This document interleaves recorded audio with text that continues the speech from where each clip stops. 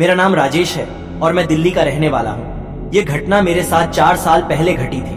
मैं अपनी गर्लफ्रेंड के साथ शिमला जा रहा था। हम चंडीगढ़ से होते हुए शिमला की तरफ जा रहे थे। समतल सड़कों से होते हुए जैसे ही पहाड़ी इलाका शुरू हुआ, यह देखने लायक तो था, लेकिन गाड़ी चलाने में काफी परेशानी हो रही थी। शायद मैंने कभी पहाड़ों पर गाड़ी नहीं चलाई, इसी कारण मुझे डर सा लग रहा था। समय भी शाम का था, तो ऐसी शाम पहाड़ों को देखकर अजीब सा लग रहा था। पहले तो मैं गूगल मैप की मदद से गाड़ी चलाता रहा, लेकिन बाद में नेटवर्क भी जा चुका था। साइन बोर्ड को देखकर मैं गाड़ी चला रहा था, लेकिन मिनटों में जैसे वहां बादल सा आ गया। हल्की हल्की आंधी भी चल रही थी, तो अब सड़क देखने में बड़ी परेशानी हो रही थी। वहां और भी कई गाड़ियां जा रही थी, तो मैं भी उनके पीछे ही चल पड़ा। एक सफेद गाड़ी आगे जा रही थी, मैं उसके पीछे जा रहा था। कोई साइन बोर्ड नहीं आ रहा था, इस कारण पता भी तो नहीं चल रहा था। मैं बार बार फोन को देख रहा था, कहीं तो नेटवर्क आ जाए तो पता चले मैं जा कहां रहा हूं। तभी हवा का एक झोंका सा आया, जिसके साथ बहुत सी मिट्टी थी। जब मिट्टी हटी, आगे वाली वह गाड़ी शायद ज्यादा आगे निकल गई। मैंने गाड़ी तेज करनी चाहिए ताकि मैं उसके पीछे जा सकूं, पर आगे तो कोई गाड़ी नहीं थी।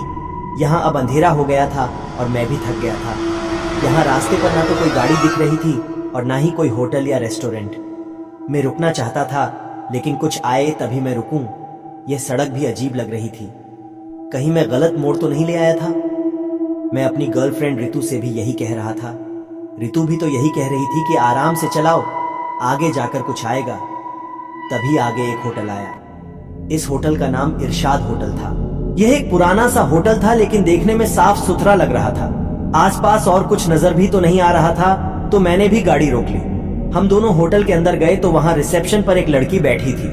वह लड़की 20 से 25 साल की लग रही थी। उसने मुस्कुराकर हमें हेलो कहा। हम दोनों ने भी हेलो कहा। उसके बाद मैंने उससे सबसे पहले यही पूछा कि हम शिमला से कितनी दूर है।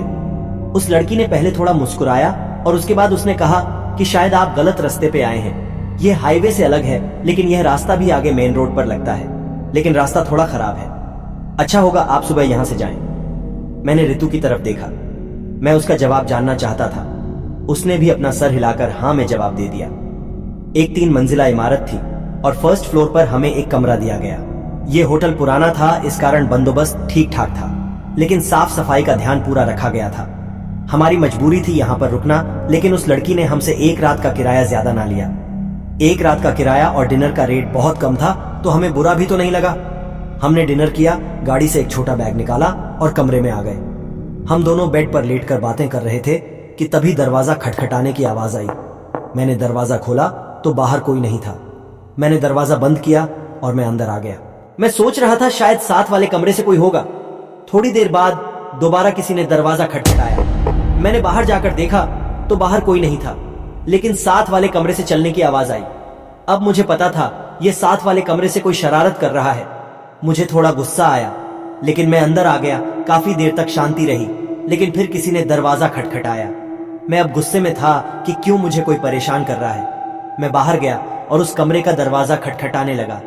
अंदर से कोई आवाज नहीं आ रही थी, लेकिन मैं दरवाजा खटखटा रहा था। मैं जानना चाहता था कि वह मुझे परेशान क्यों कर रहा है। बहुत देर तक दरवाजा खटखटाने के बाद भी कोई बाहर नहीं आया, तो मुझे और भी ज्यादा गुस्सा आया। मुझे पूरा शक था वह उसी कमरे से था, तो मैं उसे वहां लेकर गया। उस लड़की के पास उस कमरे की चाबी थी। उसने मेरे सामने वह कमरा खोला तो मैं हैरान था। वो कमरा अंदर से टूटा हुआ था। वहां इतनी मिट्टी थी कि कोई अंदर जाता तो पैरों के निशान छपे होते, जैसे हमारे पैरों के निशान उस मिट्टी पर छप गए थे। मैं खुद हैरान था कि ऐसा कैसे हो सकता है। मैंने खुद इस कमरे से आवाज आती हुई सुनी थी। अब मैंने उससे कहा कि इस कमरे से नहीं तो दूसरे किसी कमरे से वो आया होगा, वह हमें परेशान कर रहा है। तो वह लड़की मुस्कुरा रही थी। उसने कहा कि उस सुनसान रास्ते पर तो कम ही लोग आते हैं, कभी कभार कोई रास्ता भटक कर आ जाता है। आपकी सेवा इस पूरे होटल में कोई नहीं है। इस बात को सुनकर मैं खुद हैरान था कि सच में यह सड़क वीरान है, यहाँ पर कोई नहीं आता होगा। लेकिन हमारा दरवाजा किसी ने तो खटखटाया ही था। हमारे सिवा इस होटल में कोई नहीं है, वह भी हैरान थी। लेकिन हम दोनों बेड पर लेट गए। मैं सोच रहा था कि क्या यह हमारा भ्रम हो सकता है। आवाज तो हम दोनों ने सुनी थी। थोड़ी देर बाद हमें ऐसा लगा जैसे ही बाहर कुछ लोग बातें कर रहे हैं। ये हल्की सी मुस्कुराहट थी, लेकिन हम सुन सकते थे। वही तो बाहर बात कर रहा है। मैंने भी फुर्ती दिखाई। मैं दरवाजे के पास पहुंच गया। वह आवाज 2 से 3 लोगों की लग रही थी और मैं सुन सकता था। वो कुछ बात कर रहे हैं। मैंने फुर्ती से दरवाजा खोला। मैं देखना चाहता था हमारी सिवाय यहाँ पर और कौन मौजूद है। लेकिन मैं हैरान था, सामने कोई नहीं था। ये कोई भ्रम नहीं हो सकता। बाहर तो कोई नहीं था, ना तो वह भागा, ना ही कहीं छिपा। यह कैसे हो सकता था कि मेरे सामने से वह गायब हो गया हो। मैंने दरवाजा बंद किया और अंदर आ गया। रितु भी मेरी तरफ देख रही थी और मैं भी हैरान था। मैं बेड पर बैठ गया और सोचने लगा, तभी बाहर से आवाज आई जैसे किसी कार का एक्सीडेंट हो गया। हे, ये आवाज होटल के पीछे से आई थी। हमारे कमरे की खिड़की से होटल के पीछे दिखता था। मैंने खिड़की के पर्दे हटाए और बाहर देखा, वो पीछे हाईवे नजर आ रहा था। वह आएगा साइड से टकराई थी, शायद ज्यादा नहीं थी। उसने गाड़ी चेक की और हमारी तरफ देखा। उसके बाद उसने गाड़ी स्टार्ट की और वहां से चला गया। मैं तो हैरान था कि पीछे हाईवे है। यह बात उस लड़की ने हमें नहीं बताई।